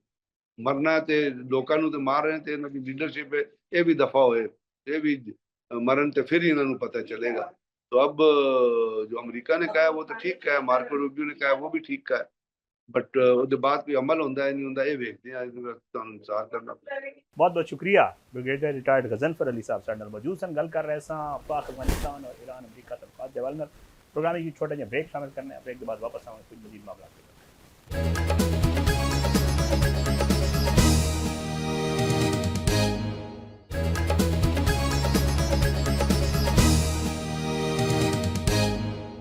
वेलकम बैक नाजरीन। हालिया दिनों हुकूमत ने पेट्रोल की कीमत नुमाया इजाफा किया है, जिस तो बाद न सिर्फ अपोजिशन बल्कि हुकूमती इत्तेहादियां वालों भी सख्त तनकीद सामने वेखण मिल रही है। हुकूमत का मौकफ है कि पेट्रोल की कीमत इजाफा आलमी मंडी खाम तेल दी कीमतों इजाफे की वजह नाल किया गया। हुकूमती तर्जमाना मुख्तलिफ प्रैस कॉन्फ्रेंसिस की और उन्होंने दसिया कि पाकिस्तान अपनी ज़रूरत तो ज़्यादातर तेल जड़ा है वो दरामद करता है और इसलिए आलमी मंडी कीमत वधदे ही ਇਹਦਾ असर ਜਿਹੜਾ ਹੈ ਉਹ ਬਰਾਹ ਰਾਸਤ ਮੁਲਕ ਵਿੱਚ ਪੈਟਰੋਲੀਅਮ ਮਸਨੂਆਤ ਦੀ ਕੀਮਤਾਂ ਉੱਤੇ ਪੈਂਦਾ ਹੈ। ਲੇਕਿਨ ਮਾਸ਼ੀ ਮਾਹਿਰੀਨ ਇਹ ਕਹਿ ਰਹੇ ਨੇ ਕਿ ਇਸ ਮੌਕਫ ਨੂੰ ਮੁਕੰਮਲ ਤੌਰ ਤੇ ਅਸੀਂ ਸਹੀ ਨਹੀਂ ਸਮਝਦੇ। ਮਾਹਿਰੀਨ ਦੇ ਮੁਤਾਬਿਕ ਪਾਕਿਸਤਾਨ ਵਿੱਚ ਪੈਟਰੋਲ ਦੀ ਕੀਮਤ ਸਿਰਫ ਆਲਮੀ ਮਾਰਕੀਟ ਨਾਲ ਨਹੀਂ ਜੁੜੀ, ਬਲਕਿ ਇਸ ਵਿੱਚ ਹਕੂਮਤੀ ਟੈਕਸਸ, ਪੈਟਰੋਲੀਅਮ ਲੈਵੀ, ਡੀਲਰਸ ਤੇ ਆਇਲ ਮਾਰਕੀਟਿੰਗ ਕੰਪਨੀਆਂ ਦੇ ਮਾਰਜਨ, फ्रेट चार्जिस ते रुपए की कदर में कमी अहम किरदार अदा करती है। आदाद शुमार के मुताबिक पाकिस्तान पेट्रोल की फी लीटर कीमत का खासा हिस्सा मुख्तलिफ टैक्सेस ते लैवी की सूरत वसूल किया जाता है। हुकूमत इस वक्त पेट्रोलीयम लैवी की मादी तकरीबन फी लीटर अगर दसिया जाए तो काबिल जिक्र रकम वसूल कर रही है, जी कि तकरीबन पेट्रोल की लीटर की कीमत का अद्धे तो ज़्यादा है। ਮਾਹਿਰੀਨ ਇਹ ਕਹਿੰਦੇ ਨੇ ਕਿ ਅਗਰ ਹਕੂਮਤ ਚਾਹੇ ਤਾਂ ਇਹਨਾਂ ਟੈਕਸਿਸ ਵਿੱਚ ਕਮੀ ਕਰਕੇ ਆਵਾਮ ਨੂੰ ਇੱਕ ਵੱਡਾ ਰਿਲੀਫ ਫਰਾਹਮ ਕੀਤਾ ਜਾ ਸਕਦਾ ਹੈ। ਇਹ ਵੀ ਹਕੀਕਤ ਹੈ ਕਿ ਪਾਕਿਸਤਾਨ ਦਾ ਤੇਲ ਦਰਾਮਦੀ ਜਿਹੜਾ ਹੈ ਮੁਲਕੀ ਮਈਸ਼ਤ ਉੱਤੇ ਇੱਕ ਵੱਡਾ ਬੋਝ ਹੈ। ਜਿਹੜਾ ਦਰਾਮਦੀ ਬਿੱਲ ਹੈ, ਪਾਕਿਸਤਾਨ ਹਰ ਸਾਲ ਅਰਬਾਂ ਡਾਲਰ ਦਾ ਤੇਲ ਦਰਾਮਦ ਕਰਦਾ ਹੈ, ਜਿਸ ਦਾ ਅਸਰ ਜ਼ਰ ਮੁਬਾਦਲਾ ਦੇ ਜ਼ਖਾਇਰ ਉੱਤੇ ਵੀ ਪੈਂਦਾ ਹੈ। ਜਦ ਆਲਮੀ ਮੰਡੀ 'ਚ ਤੇਲ ਮਹਿੰਗਾ ਹੁੰਦਾ ਹੈ ਤਾਂ ਪਾਕਿਸਤਾਨ ਦਾ ਦਰਾਮਦੀ ਬਿੱਲ ਮਜ਼ੀਦ ਵੱਧ ਜਾਂਦਾ ਹੈ, ਜਿਸ ਨਾਲ ਰੁਪਏ ਉੱਤੇ ਦਬਾਅ ਪੈਦਾ ਹੁੰਦਾ ਹੈ ਤੇ ਮਹਿੰਗਾਈ 'ਚ ਇਜ਼ਾਫਾ ਵੀ ਹੁੰਦਾ ਹੈ। ਦੂਜੇ ਪਾਸੇ ਹਕੂਮਤ ਦਾ ਮੌਕਫ ਹੈ ਕਿ IMF ਨਾਲ ਹੋਣ ਵਾਲੇ ਮੁਆਹਿਦਿਆਂ ਦੀ ਵਜ੍ਹਾ ਨਾਲ ਵੀ ਹਕੂਮਤ ਪੈਟਰੋਲੀਅਮ ਲੈਵੀ ਜਾਂ ਟੈਕਸਿਸ ਵਿੱਚ ਵੱਡੀ ਕਮੀ ਨਹੀਂ ਕਰ ਸਕਦੀ, ਕਿਉਂਕਿ ਇਹ ਹਕੂਮਤੀ ਰੈਵਨਿਊ ਦਾ ਅਹਿਮ ਹਿੱਸਾ ਬਣ ਚੁੱਕੇ ਨੇ। IMF ਪ੍ਰੋਗਰਾਮ ਦੇ ਤਹਿਤ ਪਾਕਿਸਤਾਨ ਨੂੰ ਆਪਣੇ ਮਾਲੀਆਤੀ ਖਸਾਰੇ ਨੂੰ ਕਮ ਕਰਨ ਲਈ ਮੁxtਲਿਫ ਟੈਕਸਿਸ ਇਕਦਾਮਾਤ ਬਰਕਰਾਰ ਰੱਖਣਾ ਜ਼ਰੂਰੀ ਹੁੰਦਾ ਹੈ। ਮਾਸ਼ੀ ਤਜਜ਼ੀਆਕਾਰ ਦੱਸ ਰਹੇ ਨੇ ਜਨਾਬ ਕਿ ਪੈਟਰੋਲ ਦੀ ਕੀਮਤ ਵਿੱਚ ਇਜ਼ਾਫਾ ਸਿਰਫ ਟਰਾਂਸਪੋਰਟ ਤੱਕ ਮਹਿਦੂਦ ਨਹੀਂ ਰਹਿੰਦਾ, ਬਲਕਿ ਇਹਦਾ ਅਸਰ ਪੂਰੀ ਮਈਸ਼ਤ ਉੱਤੇ ਪਾਉਂਦਾ ਹੈ। ਪੈਟਰੋਲ ਜਿਹੜਾ ਹੈ ਉਹ ਮਹਿੰਗਾ ਹੋਣ ਨਾਲ ਟਰਾਂਸਪੋਰਟ ਦੇ ਅਖਰਾਜਾਤ ਵੱਧਦੇ ਨੇ, ਜਿਸ ਦੇ ਨਤੀਜੇ 'ਚ ਅਸ਼ਿਆਏ ਖੁਰਦੋਨੋਸ਼, ਜ਼ਰੀ ਮਸਨੂਆਤ, ਸਨਅਤੀ ਪੈਦਾਵਾਰ ਤੇ ਰੋਜ਼ਮਰਾ ਇਸਤੇਮਾਲ ਦੀਆਂ ਜਿਹੜੀਆਂ ਚੀਜ਼ਾਂ ਨੇ ਉਹਨਾਂ ਦੀ ਕੀਮਤਾਂ ਵਿੱਚ ਵੀ ਇਜ਼ਾਫਾ ਹੁੰਦਾ ਹੈ। ਖਾਸ ਤੌਰ ਤੇ ਪਾਕਿਸਤਾਨ ਵਰਗੇ ਮੁਲਕ ਵਿੱਚ ਜਿੱਥੇ ਜ਼ਿਆਦਾਤਰ ਅਸ਼ਿਆ ਦੀ ਤਰਸੀਲ ਸੜਕਾਂ ਦੇ ਜ਼ਰੀਏ ਹੁੰਦੀ ਹੈ, ਪੈਟਰੋਲੀਅਮ ਦੀ ਕੀਮਤਾਂ ਵਿੱਚ ਮਾਮੂਲੀ ਇਜ਼ਾਫਾ ਵੀ ਜਿਹੜਾ ਹੈ ਉਹ ਮਹਿੰਗਾਈ ਦੀ ਇੱਕ ਨਵੀਂ ਲਹਿਰ ਲੈ ਕੇ ਆਉਂਦਾ ਹੈ।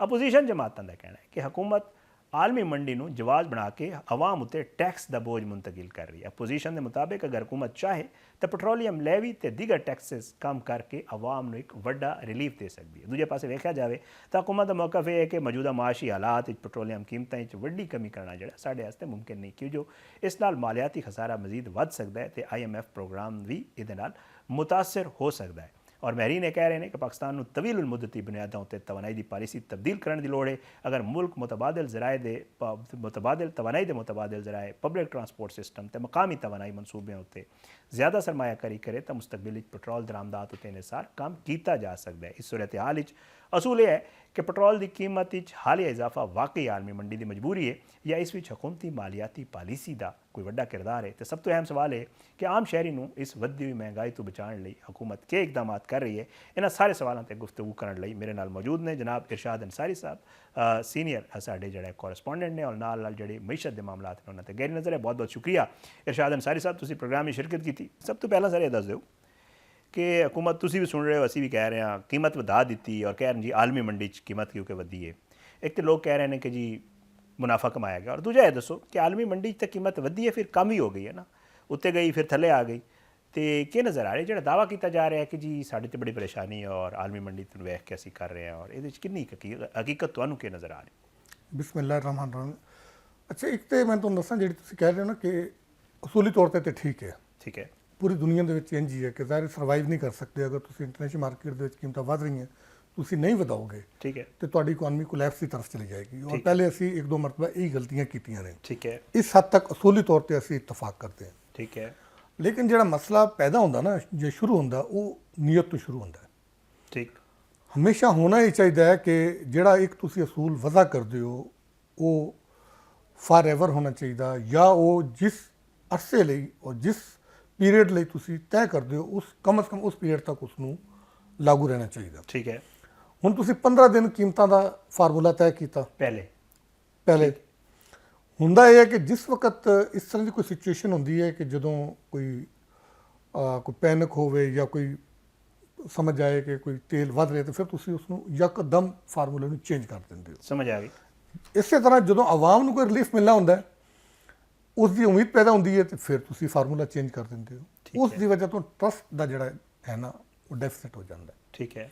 ਇਸ ਚੀਜ਼ ਦੇ ਉੱਤੇ ਜਿਹੜਾ ਇਖਤਲਾਫ ਹੈ, ਮਾਹਿਰੀਨ ਦਾ ਵੀ ਇਖਤਲਾਫ ਹੈ ਔਰ ਅਸੂਲ ਵੀ ਇਹੀ ਹੈ ਕਿ ਇਹ ਬਦਦਿਆਨਤੀ ਹੈ ਹਕੂਮਤ ਨੂੰ, ਇਸ ਤਰ੍ਹਾਂ ਕੋਈ ਵੀ ਹਕੂਮਤ ਹੋਏ, ਠੀਕ ਹੈ, ਨਹੀਂ ਕਰਨਾ ਚਾਹੀਦਾ। ਲੇਕਿਨ ਬਦਕਿਸਮਤੀ ਦੇ ਨਾਲ ਪਾਕਿਸਤਾਨ ਤਹਿਰੀਕ ਇਨਸਾਫ ਦੀ ਹਕੂਮਤ ਹੋ, ਨੂਨ ਲੀਗ ਦੀ ਹਕੂਮਤ ਹੋਵੇ ਜਾਂ ਪੀਪਲਸ ਪਾਰਟੀ ਦੀ ਹਕੂਮਤ ਹੋਵੇ, ਕੋਈ ਵੀ ਪੋਲੀਟੀਕਲ ਪਾਰਟੀ ਹੋਵੇ, ਮਾਮਲਾ ਤੋਂ ਇੰਜ ਹੀ ਕਰਦੇ ਨੇ, ਲਿਪ ਸਰਵਿਸ ਕਰਦੇ ਨੇ। ਹੁਣ ਆਉਂਦੇ ਆ ਪੈਟਰੋਲ ਪ੍ਰਾਈਸਿਸ ਦੇ ਬਾਰੇ।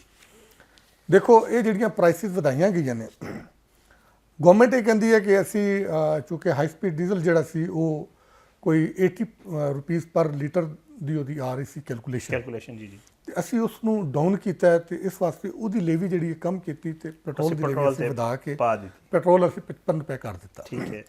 ਲੇਕਿਨ ਬਾਅਦ ਵਿੱਚ ਸਾਨੂੰ ਇਹ ਇਨਕਸ਼ਾਫ ਹੋਇਆ ਕਿ IMF ਨੇ ਤੁਹਾਡੇ ਕੋਲ ਇੱਕ ਫੰਡ ਰਖਵਾਇਆ ਹੈ, ਗਾਲਬਨ ਕੋਈ 400 ਅਰਬ ਰੁਪਏ ਹੀ ਤੁਸੀਂ ਕਹਿ ਲਓ, 399 ਬਿਲੀਅਨ, ਠੀਕ ਹੈ।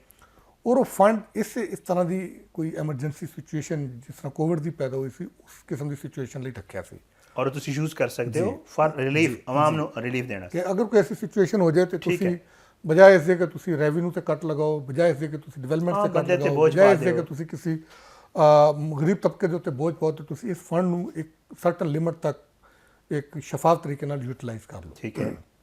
ਲੇਕਿਨ ਇਹਨਾਂ ਨੇ ਆਸਾਨ ਤਰੀਕਾ ਅਪਣਾਇਆ ਕਿ ਫੰਡ ਆਵਾਮ ਤੇ ਬੋਝ ਪਾ ਦਿੱਤਾ ਹੈ। ਉਸ ਫੰਡ ਦੀ ਯੂਟਿਲਾਈਜੇਸ਼ਨ ਕੀਤੀ ਹੈ, ਲੇਕਿਨ ਫੰਡ ਦੀ ਯੂਟਿਲਾਈਜੇਸ਼ਨ ਪਬਲਿਕ ਨੂੰ ਰਿਲੀਫ ਦੇਣ ਲਈ ਜਾਂ ਇਸ ਮਕਸਦ ਲਈ ਨਹੀਂ ਕੀਤੀ। ਅੱਛਾ। ਉਸ ਨੂੰ ਕਿਸੇ ਹੋਰ ਮਕਸਦ ਲਈ ਯੂਜ਼ ਕੀਤਾ, ਜਿਸ ਉੱਤੇ IMF ਨੇ ਖੁਦ ਵੀ ਇਤਰਾਜ਼ ਕੀਤਾ। ਉਹ ਕਿਹੜਾ ਜੀ? ਕੋਈ ਉਹਨਾਂ ਨੇ ਆਪਣਾ ਕੋਈ ਡੈਫਿਸਿਟ ਪੂਰਾ ਕਰਨ ਲਈ ਜਾਂ ਕੋਈ ਆਪਣੇ ਐਕਸਪੈਂਡੀਚਰ ਨੂੰ, ਕਿਉਂਕਿ ਮੈਂ ਇਸ ਵਾਸਤੇ ਪੁੱਛਿਆ, ਵੇਖੋ ਮੈਂ ਮਤਲਬ ਤੁਹਾਨੂੰ ਓਪਨਲੀ ਦੱਸ ਦੇਣਾ, ਵੇਖੋ ਮਾਇਰ ਕੁਝ ਇਹ ਵੀ ਕਹਿ ਰਹੇ ਨੇ ਔਰ ਇਹ ਗੱਲ ਬੜੀ ਆ ਰਹੀ ਹੈ ਸੋਸ਼ਲ ਮੀਡੀਆ ਤੇ, ਬੜੀ ਆ ਰਹੀ ਹੈ ਕਿ ਸ਼ਾਇਦ ਕੋਈ FBR ਦਾ ਕੋਈ ਸ਼ਾਰਟਫਾਲ ਸੀ, ਕੋਈ ਮਾਮਲਾ ਹੋਰ ਸੀ ਜਿੱਥੇ ਕੰਮ ਪੂਰਾ ਨਹੀਂ ਹੋ ਰਿਹਾ ਸੀ, ਤੇ ਨਾ ਉੱਥੋਂ ਚੁੱਕ ਕੇ ਉੱਥੇ ਪਾ ਦਿੱਤਾ ਕਿ ਚਲੋ, ਔਰ ਦੂਜਾ ਇੱਥੋਂ ਵੀ ਜਿਹੜਾ ਰੈਵਨਿਊ ਆ ਰਿਹਾ ਉਹ ਹੀ ਸ਼ਾਇਦ ਉਸੇ ਪਾਸੇ ਪਾਉਣ ਦੇ ਨਹੀਂ, ਉਹ ਉਸ ਫੰਡ 'ਚੋਂ ਨਹੀਂ ਪਾ ਸਕਦੇ ਸੀ, ਉਹਦੇ ਹੋਰ ਤਰੀਕਾਕਾਰ ਨੇ। ਉਹ ਤੁਹਾਡੇ ਕੋਲ ਐਡਵਾਂਸ ਟੈਕਸ ਲੈ ਲੈਣਗੇ, ਮੇਰੇ ਕੋਲੋਂ ਲੈ ਲੈਣਗੇ, ਉਹ ਤਰੀਕਾਕਾਰ ਹੀ ਹੁੰਦਾ। ਠੀਕ ਹੈ। ਔਰ ਦੂਸਰੀ ਮੈਂ ਹੁਣ ਤੁਹਾਨੂੰ ਵਜ੍ਹਾ ਦੱਸਾਂ ਕਿ ਜਿਹੜੀ ਇਹਨਾਂ ਨੇ ਜਲਦਬਾਜ਼ੀ ਕੀਤੀ ਕਿ ਫਾਰਮੂਲਾ ਚੇਂਜ ਕਰ ਲਿਆ। ਦੇਖੋ ਨਾ, ਜਿੱਥੇ ਆਵਾਮ ਦੀ ਭਲਾਈ ਦੀ ਗੱਲ ਆਉਂਦੀ ਹੈ ਨਾ, ਉੱਥੇ ਕਹਿੰਦੇ ਨੇ ਜੀ ਸਮਰੀ ਜਾਏਗੀ, ਅਸੀਂ ਇਨਪੁਟ ਲੈ ਰਹੇ ਹਾਂ ਮਿਨਿਸਟਰੀਆਂ ਦੇ ਕੋਲੋਂ, ਅਸੀਂ ਸਟੇਕ ਹੋਲਡਰਸ ਦੇ ਕੋਲੋਂ ਇਨਪੁਟ ਯਾਨੀ ਕਿ ਕਮੇਟੀਆਂ ਬਣਾ ਦਿੱਤੀਆਂ ਜਾਂਦੀਆਂ ਨੇ, ਖੂ ਖਾਤੇ ਪਾ ਦਿੱਤਾ ਜਾਂਦਾ। ਠੀਕ ਹੈ। ਜਦੋਂ ਕਰਨਾ ਹੁੰਦਾ ਤੇ ਸਵੇਰ ਤੁਸੀਂ ਤੈਅ ਕਰਦੇ ਹੋ ਤੇ ਫੌਰਨ 2 ਵਜੇ ਤੁਸੀਂ ਜਿਹੜਾ ਉਸ ਨੂੰ ਇੰਪਲੀਮੈਂਟ ਵੀ ਕਰਦੇ ਫੈਕਟ ਫਰਾਮ ਹੋਣੀ, ਫਿਰ ਉਹ ਸਾਰਾ ਪ੍ਰੋਸੀਜਰ ਉਹ ਕਿੱਧਰ ਜਾਂਦਾ। ਠੀਕ ਹੈ। ਤੇ ਇਸ ਦੇ ਵਿੱਚ ਇਹ ਹੋਇਆ ਕਿ ਚੂੰਕਿ IMF ਦੇ ਨਾਲ ਤੁਹਾਡਾ ਤੀਸਰਾ ਰਿਵਿਊ ਹੋ ਰਿਹਾ ਸੀ। ਠੀਕ ਹੈ। ਔਰ ਉਸ ਦੇ ਵਿੱਚ ਤੁਹਾਨੂੰ ਰੈਵਨਿਊ ਸ਼ਾਰਟਫਾਲ ਔਰ ਇਸ ਤਰ੍ਹਾਂ ਦੇ ਬਾਕੀ ਮਾਮਲਾਤ ਦੇ ਉੱਤੇ ਕੁਝ ਪ੍ਰੋਬਲਮਸ ਆ ਰਹੀਆਂ। ਠੀਕ ਹੈ। ਔਰ ਜਿਹੜੀ ਕਿ ਅੱਜ ਮੇਰੀ ਇਤਲਾਹ ਅੱਜ ਦੀ ਜਦੋਂ ਮੈਂ ਤੁਹਾਡੇ ਨਾਲ ਗੱਲ ਕਰ ਰਿਹਾ ਕਿ ਅਸੀਂ ਕਿਸੇ ਹੱਦ ਤੱਕ IMF ਨੂੰ ਮਨਾ ਲਿਆ ਹੈ ਕਿ ਅਸੀਂ ਰੈਵਨਿਊ ਦਾ ਟਾਰਗੇਟ ਜਿਹੜਾ ਉਹਨੂੰ ਰਿਵਾਈਜ਼ ਕਰਕੇ ਨੀਚੇ ਲੈ ਆਈਏ। ਕੋਈ ਗੱਲ ਨਹੀਂ, 500 ਅਰਬ ਰੁਪਇਆ ਉਹਦੇ ਵਿੱਚ ਰਿਡਿਊਸ ਕਰ ਰਹੇ। ਠੀਕ ਹੈ। ਠੀਕ। 13,500 ਅਰਬ ਜਾਂ ਗਾਲਬਨ ਇਸ ਤਰ੍ਹਾਂ ਕੋਈ ਕਲੈਕਟ ਕਰਨਗੇ। ਜੀ। ਠੀਕ ਹੈ। ਤੇ ਉਹ IMF ਨੇ ਇਹਨਾਂ ਨੂੰ ਕਿਹਾ ਕਿ ਬਈ ਇਹ ਸਿਚੁਏਸ਼ਨ ਸਾਰੀ ਆ ਰਹੀ ਹੈ, ਤੁਹਾਡਾ ਜਿਹੜਾ ਰੈਸ਼ਨਲ ਜਾਂ ਨੋਮੀਨਲ ਜਿਹੜੀ ਗਰੋਥ ਆਣੀ ਹੈ ਉਹ ਵੀ ਨਹੀਂ ਆ ਰਹੀ, ਇੰਪੋਰਟ ਦੇ ਉੱਤੇ ਵੀ ਉਸ ਤਰ੍ਹਾਂ ਟੈਕਸ ਤੁਹਾਡਾ ਨਹੀਂ ਆ ਰਿਹਾ, ਤੇ ਲਿਹਾਜ਼ਾ ਇਹ ਤੁਸੀਂ ਇਸ ਨੂੰ ਫੌਰੀ ਤੌਰ ਤੇ ਰਿਵਿਊ ਕਰੋ। ਠੀਕ ਹੈ। ਇਹ ਇਹਨਾਂ ਨੂੰ ਪਤਾ ਸੀਗਾ ਕਿ ਮਾਮਲਾਤ IMF ਦੇ ਕੋਲ ਜਾਣਾ, ਤੇ IMF ਨੇ ਹੋਰ ਬਹੁਤ ਸਾਰੇ ਕੱਟੇ ਖੋਲ ਦੇਣੇ ਨੇ। ਇਹਨਾਂ ਨੇ ਉਸ ਦੇ ਵਿੱਚ ਫੌਰੀ ਤੌਰ ਤੇ ਚੇਂਜ ਕੀਤਾ। ਠੀਕ। ਵੀਕਲੀ ਦੀ ਅਪਰੂਵਲ ਦੇ ਕੇ ਇੰਪਲੀਮੈਂਟ ਵੀ ਕਰ ਦਿੱਤਾ। ਠੀਕ। ਔਰ ਪੈਟਰੋਲ ਦੇ ਉੱਤੇ ਇਹਨਾਂ ਨੇ, ਕਿਉਂਕਿ ਪੈਟਰੋਲ ਦੀ ਕਾਫੀ ਜ਼ਿਆਦਾ ਖਪਤ ਹੈ, ਕਹਿੰਦੇ ਡੀਜ਼ਲ ਦੇ ਉੱਤੇ ਪੈਟਰੋਲ ਦੀ ਜ਼ਿਆਦਾ ਹੈ ਜੀ, ਔਰ ਉਹ ਇਹਨਾਂ ਨੇ 55 ਰੁਪਏ ਪੈਟਰੋਲ ਮਹਿੰਗਾ ਕਰ ਦਿੱਤਾ। ਉਹਦੇ ਨਾਲ ਅਰਬਾਂ ਰੁਪਏ ਦਾ ਐਡੀਸ਼ਨਲ ਰੈਵਨਿਊ ਹੈਗਾ। ਕਿ ਚੇਅਰਮੈਨ FBR ਨਾਲ ਸਾਡੀ ਮੁਲਾਕਾਤ ਹੋਈ ਤੇ ਅਸੀਂ ਉਹਨਾਂ ਨੂੰ ਬਾਰ-ਬਾਰ ਇਹ ਕਹਿ ਰਹੇ ਸੀ ਕਿ ਤੁਸੀਂ IMF ਦੇ ਨਾਲ ਕਿਤਨਾ ਤੁਸੀਂ ਰੈਵਨਿਊ ਰਿਵਾਈਜ਼ ਕਰਨ ਲਈ ਕਿਤਨਾ ਕਮੀ ਰੱਖੇ, ਤੇ ਉਹ ਹੱਸਦੇ ਸਨ। ਉਹ ਕਹਿੰਦੇ ਨਹੀਂ, ਸਾਡਾ ਇੰਟਰਨਲ ਮਾਮਲਾ ਸੀ, ਨਹੀਂ ਐਸੇ ਨਹੀਂ ਵੈਸੇ। ਮੈਂ ਸੀ ਕਿ ਨਹੀਂ, ਉਹ ਬੈਂਚਮਾਰਕ ਤੇ ਹੈ ਤੁਹਾਡਾ, ਇਹ ਤੇ ਨਹੀਂ ਹੈ ਮੁਮਕਿਨ। ਤੇ ਉਹ ਫਿਰ ਜਦੋਂ ਅਸੀਂ ਬਾਹਰ ਨਿਕਲਣ ਲੱਗੇ ਨਾ, ਤੇ ਆਫ ਦਾ ਰਿਕਾਰਡ ਉਹ ਕਹਿੰਦੇ ਦੇਖੋ ਜਿਹੜੀ ਸਿਚੁਏਸ਼ਨ ਬਣ ਰਹੀ ਹੈ, ਸਾਡੀ ਨੋਮੀਨਲ ਜਿਹੜੀ ਗਰੋਥ ਸੀ ਨਾ ਉਹ ਕਮ ਸੀ, ਇਨਫਲੇਸ਼ਨ ਵੀ ਚੁੱਕੇ ਨੀਚੇ ਸੀ, ਔਰ ਉਸ ਤਰ੍ਹਾਂ ਇਨਫਲੇਸ਼ਨ ਜਿੰਨਾ ਵੱਧਦਾ ਉਹਦੇ ਹਿਸਾਬ ਨਾਲ ਰੈਵਨਿਊ ਆਉਂਦਾ ਤੇ ਉਹ ਵੀ ਨਹੀਂ ਸੀ। ਫਿਰ ਪੈਟਰੋਲ ਦਾ ਵੀ ਸੀ, ਤੇ ਉਹਨੇ ਕਿਹਾ ਹੁਣ ਦੇਖੋ ਪੈਟਰੋਲ ਵੱਧ ਰਿਹਾ, ਜਦੋਂ ਪੈਟਰੋਲ ਵਧੇਗਾ ਤੇ ਇਨਫਲੇਸ਼ਨ ਵੀ ਵਧੇਗਾ, ਜਦੋਂ ਇਨਫਲੇਸ਼ਨ ਵਧੇਗਾ ਤੇ ਇੱਕ ਪੈਟਰੋਲ ਤੋਂ ਸਾਨੂੰ ਐਡੀਸ਼ਨਲ ਟੈਕਸ ਆਏਗਾ, ਫਿਰ ਇਨਫਲੇਸ਼ਨ ਜਦੋਂ ਵਧੇਗਾ ਉਹਦੇ ਤੋਂ ਟੈਕਸ ਅਸੀਂ ਆਵਾਮ ਤੋਂ ਲੈ ਕੇ ਕੁਝ ਸਾਨੂੰ ਕੁਸ਼ਨ ਉੱਥੋਂ ਮਿਲ ਜਾਏਗਾ। 100% ਤਾਂ ਨਹੀਂ ਮਿਲੇਗਾ, ਕੁਝ ਕੁਸ਼ਨ ਮਿਲ ਜਾਏਗਾ। ਠੀਕ। ਤੇ ਬਾਕੀ ਜਿਹੜਾ ਸੀ ਉਹਨਾਂ ਨੇ ਅੱਜ ਮੈਂ ਤੁਹਾਨੂੰ ਦੱਸਿਆ ਕਿ ਰਿਵਾਈਜ਼ ਕਰ ਲਿਆ। ਹੁਣ ਆਉਂਦੇ ਅਗਲੀ ਗੱਲ ਦੇ ਉੱਤੇ। ਅੱਛਾ, ਇਹ ਦੱਸੋ ਨਾ ਕਿ ਦੇਖੋ ਇੱਕ ਇਤਰਾਜ਼ ਤੇ ਆਇਆ ਨਾ ਕਿ ਜੀ ਆਲਮੀ ਮੰਡੀ ਤੁਸੀਂ ਕਿਉਂਕਿ ਬਹੁਤ ਹੀ ਫਲੈਕਚੁਏਟ ਕਰ ਰਹੇ ਇਹਦੇ ਵਿੱਚ ਕੋਈ ਸ਼ੱਕ ਨਹੀਂ ਕਿ ਟਰੰਪ ਕਹਿੰਦਾ ਕਿ ਜੀ ਸਾਡੀ ਜੰਗ ਖਤਮ ਕਰਾਣੀ ਹੈ ਤੇ ਪੈਟਰੋਲ ਥੱਲੇ ਆ ਜਾਂਦਾ। ਠੀਕ ਹੈ। ਫਿਰ ਟਰੰਪ ਕਹਿੰਦਾ ਜੀ ਜੰਗ ਜਾਰੀ ਰਹੇਗੀ ਤੇ ਪੈਟਰੋਲ ਤੇ ਉਹ ਬੜੀ ਫਲੈਕਚੁਏਟ ਕਰ ਰਹੀ ਹੈ, 60 ਤੋਂ ਕਿਤੇ 119 ਤੇ ਕੈਪੀਟਲ ਮਾਰਕੀਟ ਵੀ ਇਹੀ ਹੈ, ਉਹੀ ਹੈ ਆਇਲ ਮਾਰਕੀਟ। ਇਹ ਦੱਸੋ ਕਿ ਜੀ ਠੀਕ ਹੈ ਤੁਸੀਂ ਇਹ ਫੈਸਲਾ ਤੇ ਕਰ ਲਿਆ ਕਿ ਜੀ ਅੱਜ ਤੁਸੀਂ ਕਿਹਾ ਕਿ ਜੀ 55 ਰੁਪਏ ਵਧਾ ਦਈਏ ਤੇ ਕੀਮਤ ਤੇ ਥੱਲੇ ਵੀ ਆਈ ਹੈ ਨਾ, ਤੇ ਫਿਰ ਇਹ ਫੈਸਲਾ ਕਰ ਲੈਂਦੇ ਕਿ ਹਫ਼ਤੇ ਵਾਲਾ ਨਹੀਂ, ਫਿਰ ਥੋੜੀ ਘੱਟ ਕਰ ਲਈਏ 2-4 ਦਿਨ ਵਾਸਤੇ। ਇਹ ਕਿਉਂ ਨਹੀਂ ਕਰ ਰਹੀ ਹੁਕੂਮਤ? ਇਹ ਪੋਸੀਬਲ ਨਹੀਂ। ਦੇਖੋ ਇਹ ਇਮਤਿਹਾਨ ਸ਼ੁਰੂ ਹੋਣਾ ਨਾ, ਠੀਕ ਹੈ, ਜਿਤਨੀ ਸਪੀਡ ਦੇ ਨਾਲ ਤੁਸੀਂ ਉੱਪਰ ਲੈ ਕੇ ਗਏ ਹੋ ਉਤਨੀ ਸਪੀਡ ਨਾਲ ਤੁਸੀਂ ਹੁਣ ਇਹ ਇਮਤਿਹਾਨ ਹੋਏਗਾ ਕਿ ਦੇਖਾਂਗੇ ਕਿ ਤੁਸੀਂ ਉਹਨੂੰ ਨੀਚੇ ਵੀ ਲੈ ਕੇ ਆਉਂਦੇ ਹੋ ਕਿ ਨਹੀਂ। ਕਿਉਂ? ਉਹਦੀ ਵਜ੍ਹਾ ਇਹ ਕਿ ਦੇਖੋ ਜਦੋਂ ਹੁਣ ਇਹਨਾਂ ਨੇ ਅਨਾਉਂਸ ਕੀਤਾ ਨਾ, ਟਰੰਪ ਦਾ ਜਦੋਂ ਆਇਆ ਬਿਆਨ ਆਇਆ, ਤੇ ਮਾਰਕੀਟ ਦੇ ਵਿੱਚ ਜਿਹੜੀ ਪ੍ਰਾਈਸ ਹੈ ਉਹ ਉਸੇ ਤਰੀਕੇ ਨਾਲ ਨੀਚੇ ਵੀ ਆਈ। ਬਿਲਕੁਲ ਹੈ, ਬਿਲਕੁਲ ਹੈ। ਉਹ ਗਾਲਬਨ ਇੱਕ ਦਿਨ ਦੇ ਵਿੱਚ ਕੋਈ 10% ਜਾਂ 15% ਨੀਚੇ ਆਈ। ਬਿਲਕੁਲ ਹੈ, ਠੀਕ ਹੈ।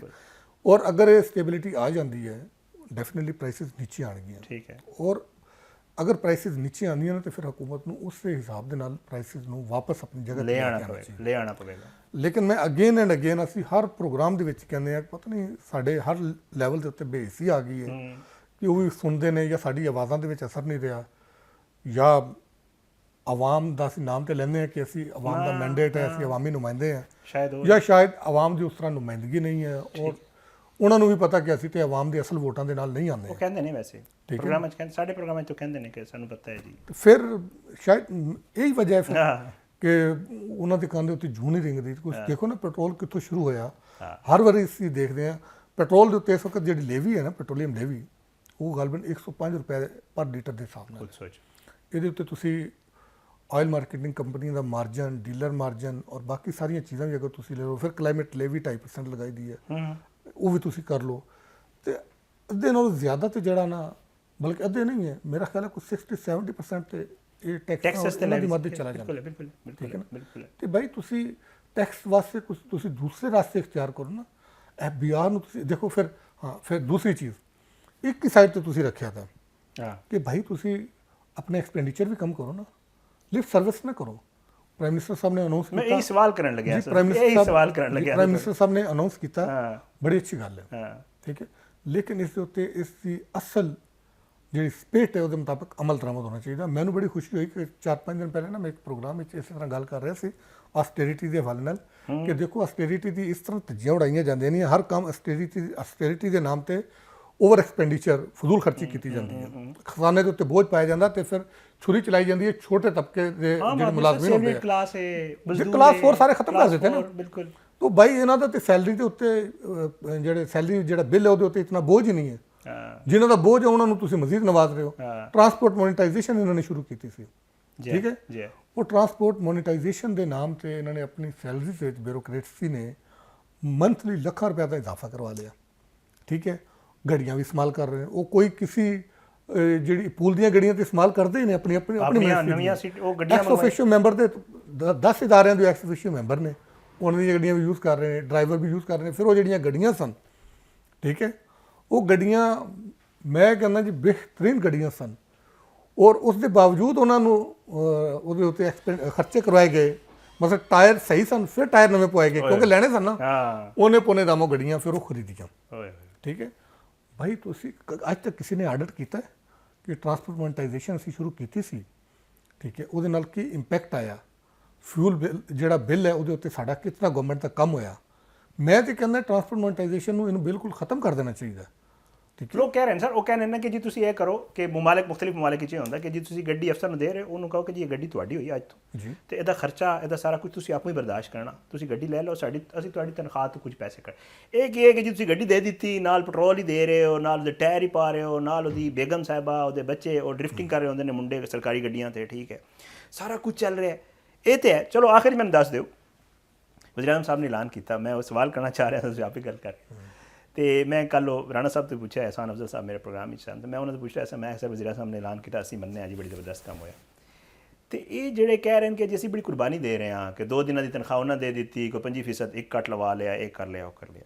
ਇੱਕ ਤੇ ਇਹ ਕੁਰਬਾਨੀ ਕਾਫੀ, ਔਰ ਦੂਜਾ ਇਹ ਜਿਤਨੇ ਇੱਕ ਮੁਰਾਦ ਨੇ ਇਹ ਖਤਮ ਨਹੀਂ ਹੋਣੇ ਚਾਹੀਦੇ ਕਿ ਜੀ ਠੀਕ ਹੈ ਵਾਏ, ਮਤਲਬ ਅਗਰ ਫਰਜ਼ ਕਰੋ ਇੱਕ ਟੀਚਰ ਹੈ, ਉਹਦਾ ਬੱਚਾ ਅਗਰ ਨਹੀਂ ਮੁਫਤ ਪੜ੍ਹ ਸਕਦਾ, ਅਗਰ ਦੂਜੇ ਤੁਸੀਂ ਵੇਖੋ ਕਿ ਦੂਜੇ ਮਾਮਲਾਤ ਵੀ ਜਿਹੜੇ ਆਮ ਲੋਕ ਨੇ ਵਿਚਾਰੇ ਮਜ਼ਦੂਰ ਨੇ, ਉਹਨਾਂ ਦੇ ਬੱਚੇ ਫੀਸਾਂ ਦੇ ਕੇ ਪੜ੍ਹ ਰਹੇ ਨੇ, ਜਿਹੜੇ ਬਿਊਰੋਕਰੇਟ ਸਾਹਿਬ ਨੇ, ਜਿਹੜੇ ਵਜ਼ੀਰ ਸਾਹਿਬ ਨੇ, ਜਿਹੜੇ ਮੁਸ਼ੀਰ ਸਾਹਿਬ ਨੇ, ਉਹਨਾਂ ਦੇ ਗੱਡੀਆਂ ਮੁਫਤ ਨੇ, ਪੈਟਰੋਲ ਹੀ ਮੁਫਤ ਨੇ, ਸਕੂਲ ਵੀ ਸਭ ਕੁਝ, 에ਅਰ ਟਿਕਟਸ ਵੀ ਮੁਫਤ ਨੇ, ਆਉਣ ਜਾਣ ਵੀ ਮੁਫਤ। ਤੇ ਵਾਏ ਅਗਰ ਅਸੀਂ ਬਹੁਤ ਹੀ ਕੋਈ ਆਪਣੇ ਨਾਲ ਮੁਖਲਿਸ ਹਾਂ, ਵਜ਼ੀਰ ਆਜ਼ਮ ਸਾਹਿਬ ਬੜੇ ਕਿਉਂਕਿ ਤਕਰੀਰ ਕਰਦੇ ਨੇ ਤਾਂ ਲੱਗ ਰਿਹਾ ਸ਼ਾਇਦ ਰੋਪਨ, ਤੇ ਅਗਰ ਵਾਕਈ ਅਸੀਂ ਮੁਖਲਿਸ ਹਾਂ ਤੇ ਫਿਰ ਇਹ ਕਿਉਂ ਨਹੀਂ ਕਰਦੇ ਕਿ ਜੀ ਅਸੀਂ ਇਹਨੂੰ ਖਤਮ ਹੀ ਕਰ ਦਈਏ ਫਿਰ?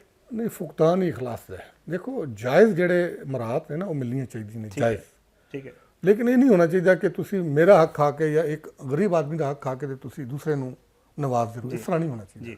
ਇਹ ਜਿਹੜੀ ਡਿਸਕ੍ਰਿਮੀਨੇਸ਼ਨ ਹੈ ਨਾ, ਔਰ ਦੌਲਤ ਦੀ ਜਿਹੜੀ ਤਕਸੀਮ ਦੇ ਵਿੱਚ ਜਿਹੜੀ ਖਲੀਜ ਜਿਹੜੀ ਵਸੀ ਹੁੰਦੀ ਜਾ ਰਹੀ, ਇਹ ਡੇਂਜਰਸ ਹੈ। ਇਸ ਦੇ ਨਾਲ ਸੁਸਾਇਟੀਜ਼ ਜਿਹੜੀਆਂ ਨੇ ਕੋਲੈਪਸ ਕਰਦੀਆਂ ਨੇ, ਔਰ ਅਸੀਂ ਦੇਖ ਵੀ ਰਹੇ ਹਾਂ।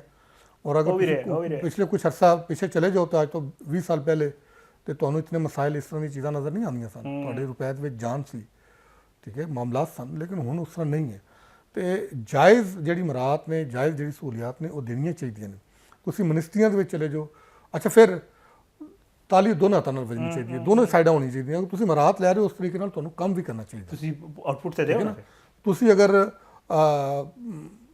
1 ਲੱਖ ਰੁਪਏ ਲੈ ਰਹੇ ਹੋ ਤਾਂ ਕਮ ਸੇ ਕਮ ਅਗਰ ਤੁਸੀਂ ਸਰਕਾਰ ਨੂੰ 1.5 ਲੱਖ ਨਹੀਂ ਦੇ ਸਕਦੇ ਤਾਂ ਕਮ ਸੇ ਕਮ 1 ਲੱਖ ਦੇ ਉਹਨਾਂ ਤੇ ਦੇ ਦਿਓ ਜਿਹੜਾ ਤੁਸੀਂ, ਤਾਂ ਕਿ ਤੁਸੀਂ ਡੈਫਿਸਿਟ ਨਾ ਜਾਓ, ਜਸਟੀਫਾਈ ਤੇ ਕਰੋ ਨਾ। ਇਹ ਧਰਤੀ ਸਾਡੀ ਹੈ, ਅਸੀਂ ਇਸ ਨੂੰ ਬਣਾਉਣਾ ਨਾ।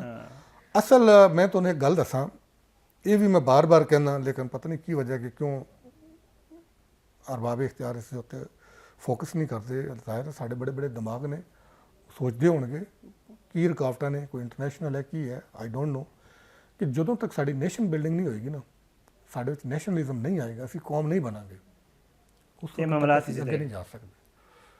तो कौम बनने ਲਈ ਜ਼ਰੂਰੀ ਹੈ ਕਿ ਤੁਸੀਂ ਇੱਕ ਤੇ ਆਪਣਾ ਜਿਹੜਾ ਐਜੂਕੇਸ਼ਨ, ਜਿਹੜੇ ਦੋ ਤਿੰਨ ਚੀਜ਼ਾਂ ਹੁੰਦੀਆਂ ਨੇ ਨਾ ਬੁਨਿਆਦੀ ਬੇਸਿਕ ਨੀਡਸ ਜਿਹੜੀਆਂ ਨੇ, ਹੈਲਥ ਐਜੂਕੇਸ਼ਨ, ਖਾਸ ਕਰ ਇਹ ਦੋ, ਜੀ ਇਹ ਇਹਨਾਂ ਦੋ ਨੂੰ ਜਦੋਂ ਤੱਕ ਤੁਸੀਂ ਫੋਕਸ ਨਹੀਂ ਕਰੋਗੇ ਨਾ, ਉਸ ਵਕਤ ਤੱਕ ਤੁਸੀਂ ਨਹੀਂ ਕਰ ਸਕਦੇ। ਤੁਹਾਡੇ ਇਸ ਵਕਤ ਮਦਰਸਾ ਸਿਸਟਮ ਅਲੱਗਾ ਚੱਲ ਰਿਹਾ, O ਲੈਵਲ A ਲੈਵਲ ਅਲੱਗਾ ਚੱਲ ਰਿਹਾ, ਸਰਕਾਰੀ ਸਿਸਟਮ ਅਲੱਗਾ ਚੱਲ ਰਿਹਾ, ਉਰਦੂ ਮੀਡੀਅਮ ਅਲੱਗਾ, अंग्रेजी मीडियम लेता जरूरी है अखलास होवे। और मतलब असी अंदर कोल एक तो नेशनलिज्म और दूजा असी आप ही सोचिए कि यार असी अगर आप ठीक होवांगे तो मेरा ख्याल मुल्क ठीक होगा। बहुत बहुत शुक्रिया ईशान अंसारी साहब साडे नाल मौजूद सन और गल कर रहे असी पेट्रोल के कीमतां दे वाले, लेकिन नाल बहुत ही एक ज़बरदस्त डिस्कशन भी हो गई दूजे मामलात ते भी। छोटा जिहा ब्रेक लेना, ब्रेक के बाद वापस आवांगे कुछ मजीद मामलात ते गल कर।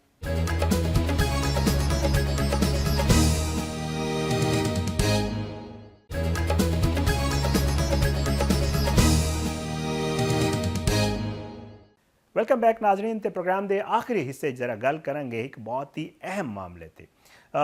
हाल ही जड़ा है वो वज़ीर आला पंजाब मरियम नवाज साहबा ने ऐलान किया है कि पंजाब की जड़ा CTD है, जिन्होंने काउंटर टैररिज्म डिपार्टमेंट कहते हैं, उसनों मजीद मजबूत करके एक मुकम्मल फोर्स की शक्ल दी जा रही है। हुकूमत के मुताबिक इस इकदाम का मकसद दहशतगर्दी नाल मुअस्सर अंदाज निमटना, इंटैलीजेंस बेस्ड ऑपरेशनस नूं बेहतर बनाना ते सूबे की सिक्योरिटी नूं मजीद मुस्तहकम करना है।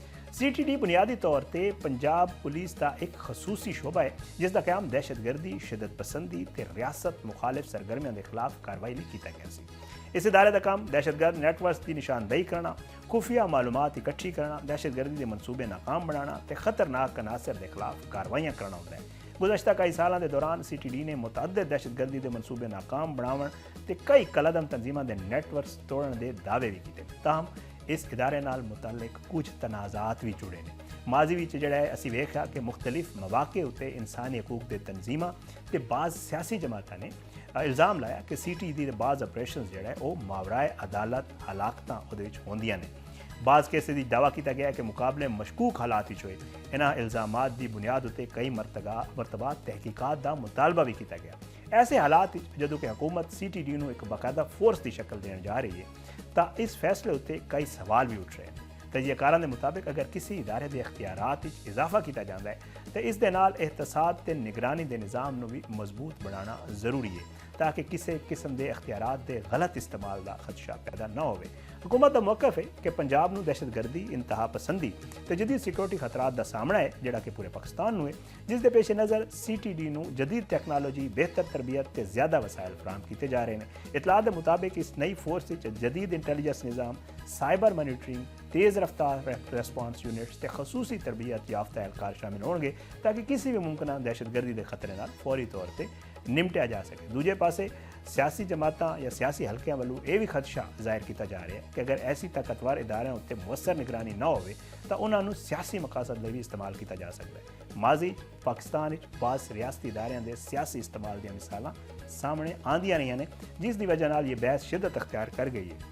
माहिरीन ने दस रहे हैं कि कई मुल्कों जो दुनिया के कई मुल्कों दहशतगर्दी नाल निपटण लई खसूसी फोर्सेस मौजूद होंदियां ने, लेकिन उन्होंने इदारियां की कारकरदगी का इन्हिसार जो है वो सिर्फ अख्तियारात उत्ते नहीं बल्कि शफाफियत, कानूनी दायराकार ते एहतसाब के मजबूत निज़ाम उत्ते होंदा है। इस सारे तनाजुर अहम सवाल यह भी है कि CTD नूं जिहड़ा है वो एक नवी फोर्स की शक्ल देना नाल सूबे की सिक्योरिटी वाकई बेहतर होएगी या इस नाल अख्तियारात का दायरा इतना वध जाएगा कि सियासी या इंतजामी तनाज़ात जन्म ले सकेंगे। कि हुकूमत इस इदारे के इख्तियारात के नाल एहतसाब का निज़ाम भी मजबूत करेगी? ये सवाल इसलिए भी अहम है क्योंकि किसी भी जमहूरी मुआशरे में सिक्योरिटी ते शहरी आज़ादी के दरमियान तवाज़ुन बरकरार रखना बड़ा ही ज़रूरी होता है। इसी जड़ा है उम्मीद के नाल कि इस फैसले नाल अवामी मफाद, कानून की हुक्मरानी ते शफाफियत के असूलों के मुताबिक ये मामलात सारे किए जाएंगे। आज के प्रोग्राम को मैंने इजाज़त दो, इंशाअल्लाह अगले प्रोग्राम में ज़रूर मुलाकात होगी। पाकिस्तान जिंदाबाद।